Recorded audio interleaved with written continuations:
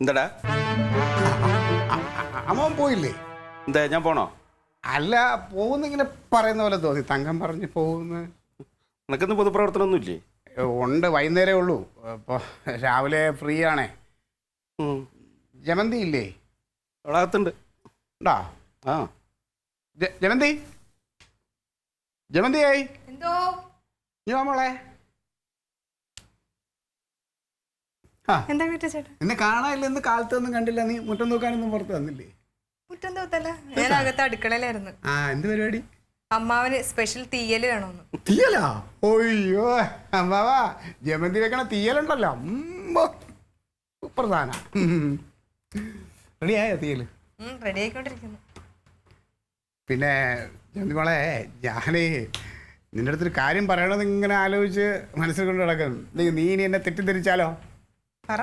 അതായത് നിങ്ങളിപ്പോൾ ഒരു കുഞ്ഞിനെ ദത്തെടുക്കണതിൽ സത്യത്തിൽ എനിക്ക് വേറെ ഒരു എതിർപ്പോ ഒരു ബുദ്ധിമുട്ടോ ഒരു പരാതിയോ ഒന്നുമില്ല. പക്ഷേ ഒരു കുഞ്ഞിനെ ദത്തെടുത്ത് ഇവിടെ കൊണ്ടുവരുമ്പോൾ ഭാവിയിൽ അതൊരുപാട് ബുദ്ധിമുട്ട് നമുക്കുണ്ടാവും.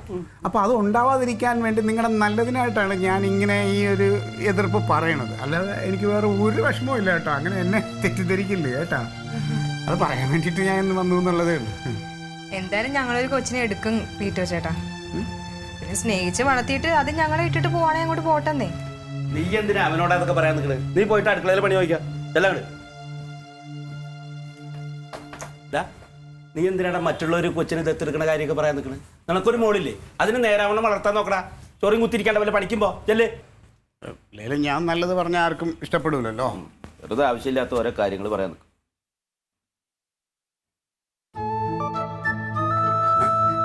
അമ്മ, ഞാനേ വേറൊരു കാര്യം അമ്മാവനടുത്ത് പറയാതിരിക്കുമായിരുന്നു. അമ്മാവൻ 10 പഠിക്കുമ്പോൾ 6 പഠിച്ചിരുന്ന ഒരു രമണി ചേച്ചീനെ അറിയാമോ? പെണ്ണൊക്കെ ഉള്ള ആളിപ്പോൾ പെണ്ണൊക്കെ ഉണ്ട്. ഏതാണ്ട് കണ്ടിട്ട് നമ്മുടെ പഴയ സിനിമാ നടി ശ്രീവിദ്യയെ പോലെയൊക്കെ ഇരിക്കും കാണാൻ. ഞാനിപ്പോൾ തയ്യക്കടയിൽ വെച്ച് പരിചയപ്പെട്ടു. മേളിലെ തയ്യക്കടയിൽ ഇപ്പോൾ സ്ഥിരമായിട്ട് തയ്ക്കാൻ വരും. അപ്പോൾ 2 ദിവസം മുമ്പേ കണ്ട് പരിചയപ്പെട്ടു. അപ്പം എന്നോട് ഇങ്ങോട്ട് ചോദിച്ച്, അരകേശം അമ്മാവനെ എവിടെയുണ്ട് ഇപ്പോൾ?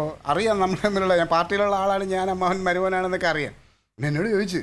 അപ്പം ഞാൻ പറഞ്ഞു, ആൾ ഇടയ്ക്കിടയ്ക്ക് ഇവിടെ വരാറുണ്ട്, ഇനി വരുമ്പോൾ ഞാൻ പറയാം. ഒന്നുമില്ല, കല്യാണമൊന്നും കഴിച്ചിട്ടില്ലാന്നേ.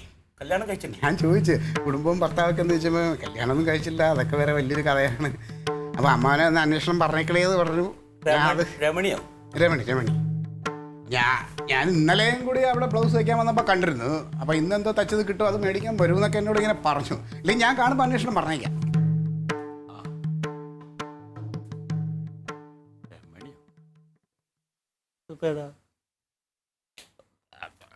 ജമന്തിയെ, ഞാനൊന്ന് കൃഷി ഓഫീസ് വരെ പോയിട്ട് വരാം. പുതിയൊരു വിത്ത് വന്നിട്ടുണ്ട് ഇത്ര. ഈ കല്യാണം കഴിയാത്ത രമണി അവളൊന്ന് കാണണല്ലോ. ഞാൻ പോരാ. ഞാൻ ഇപ്പൊ വരും. ഞാനൊന്ന് മോളിൽ പോയിട്ട് വരാം. മോളിലെ പറഞ്ഞ കൃഷി ഓഫീസിലൊന്ന് പോണം. എന്നിട്ട് ഇപ്പൊ തന്നെ വരും. പെട്ടെന്ന് വരണേ. ആ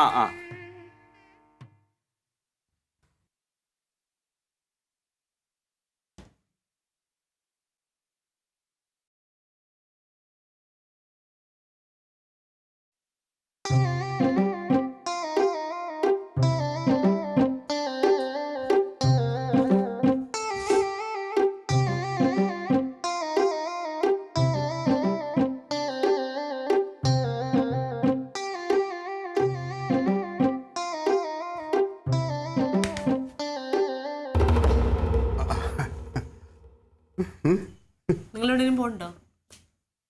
ഞാനോ? ഞാൻ ഇല്ല. ഞാൻ കുളിക്കാൻ പോവാണെങ്കിൽ വാതിലടച്ചിട്ടിട്ട് വേണം പോവാനായിട്ട്. എന്തൊരു കള്ളത്തരം! അല്ല, ജന്മനാലുണ്ട്, അതുകൊണ്ട് ചോദിച്ചതാ.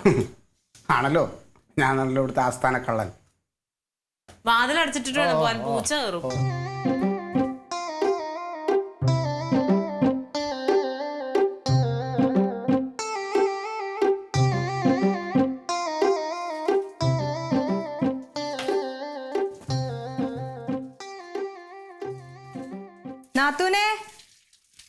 നാത്തൂനെ, എന്തിനാ എന്നെ വിളിച്ചത്?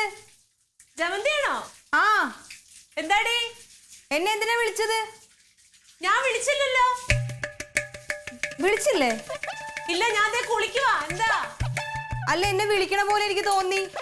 ഇല്ല ഇല്ല ഞാൻ വിളിച്ചില്ല. ആണോ?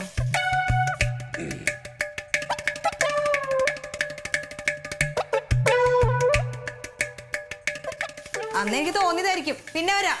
ആ ആ ആ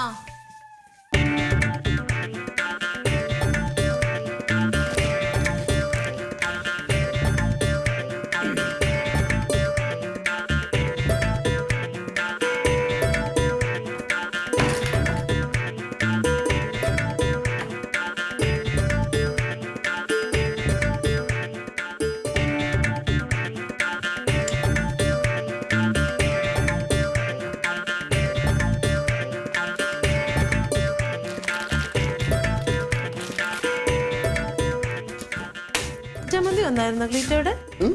ജമന്തി ജമന്തി വന്ന് ജമന്തിയോ?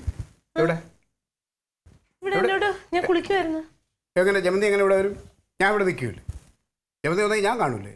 ഇല്ല ഞാൻ സംസാരിച്ചെന്താണ് ഓള് വിളിച്ചത്? നിനക്ക് തോന്നിയതായിരിക്കും. നിനക്കില്ലെങ്കിലും കനകനെ ജമന്തി അവരൊക്കെ അല്ലേ കുഞ്ഞ്, അതല്ലേ നിന്റെ മനസ്സിൽ കിടക്കണേ. എന്നാ തോന്നിയതായിരിക്കും അല്ലേ? നിങ്ങള് പോയില്ലേ? അവിടെ തന്നെ നിൽക്കുവായിരുന്നോ? ചായ എടുക്കണോ? ചായ ചായ എടുക്കണോ? എടുക്കാം.